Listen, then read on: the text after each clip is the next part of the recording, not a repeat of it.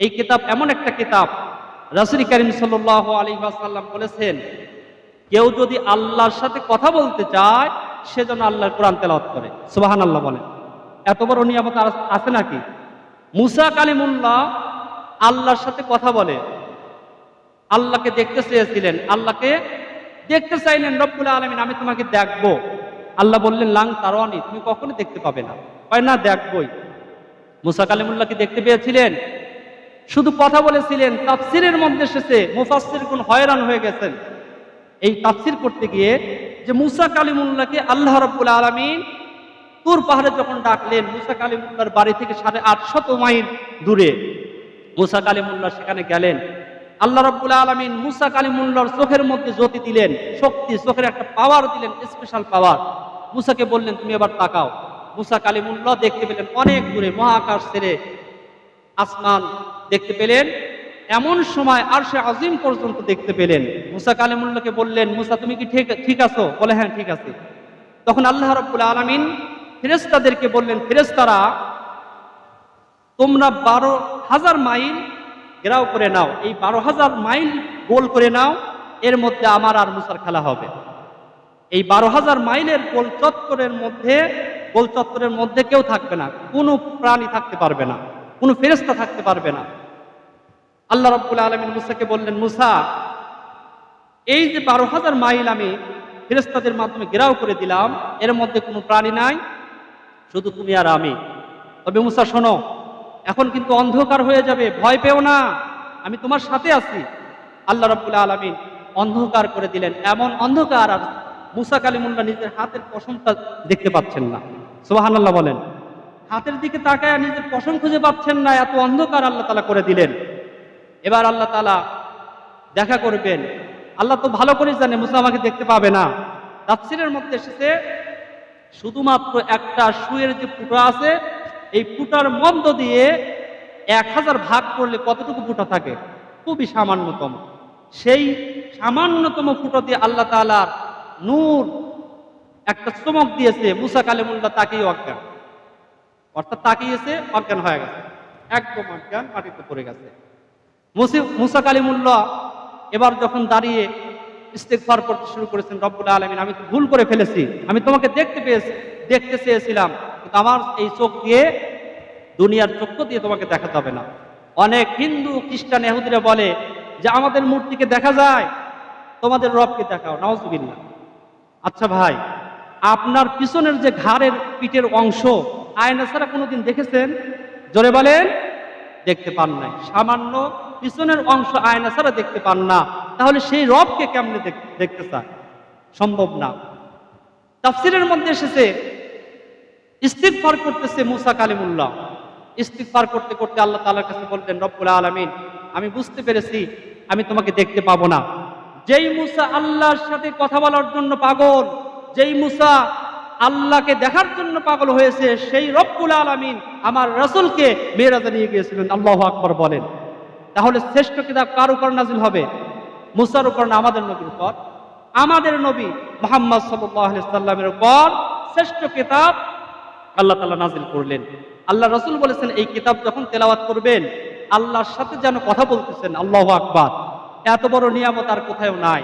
আল্লাহ নবী বলেছেন, কেউ যখন হাদিস তেলাওয়াত করে সে যেন হাদিস তেলাওয়াত করে না, সে যেন আমি রাসূলের সাথে কথা বলে। আল্লাহু আকবার বলেন।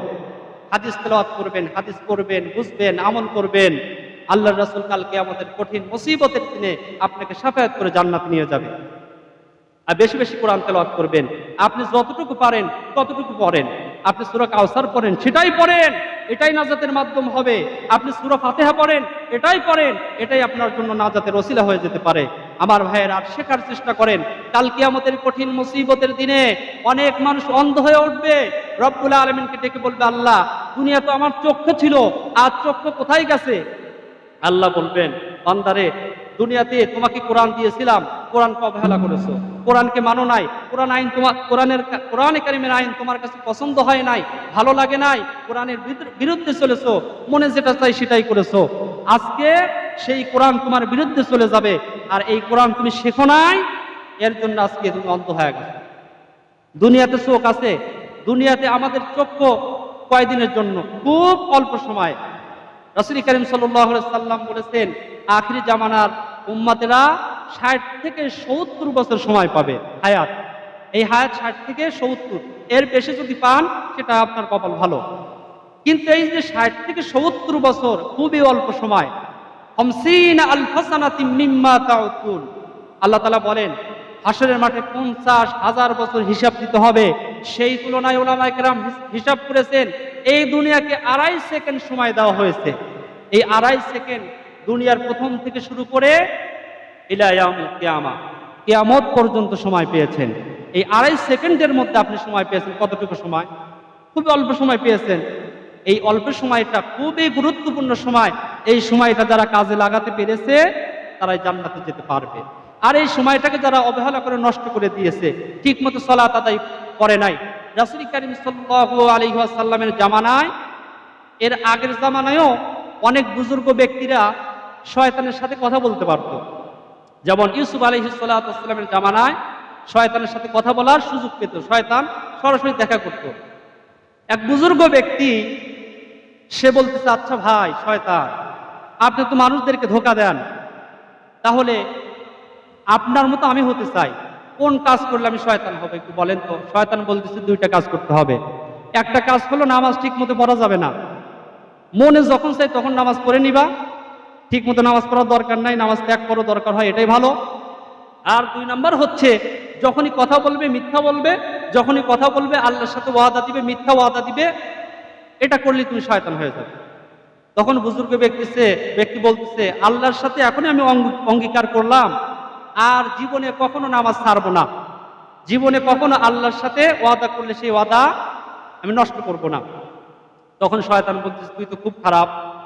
শয়তান বলতেছে যে তুই আমাকে ধোঁকা দিয়েছিস, মানে বুজুর্গ ব্যক্তি বলতেছে তুই আমাকে ধোঁকা দিস, আমি শয়তান, আমি মানুষকে ধোঁকা দেই, আর তুই আমার এই ধোঁকা দিস, তুই তো চালাক মানুষ। বলে হ্যাঁ আমি চালাক মানুষ। বুজুর্গ ব্যক্তিরা শয়তানকে ধোঁকা দিয়েছে, শয়তান ধোঁকা দিতে পারে নাই। তাহলে শয়তান যদি আমরা না হতে চাই, নামাজ ছাড়া যাবে?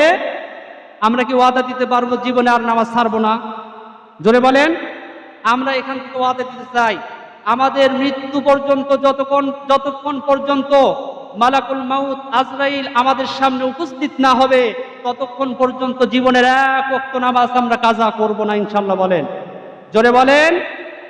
আর যখন আমরা ওয়াদা দিব আল্লাহর সাথে যে আল্লাহ আমি এই করব ওই করব, এই ওয়াদাগুলো ঠিক রাখার চেষ্টা করব।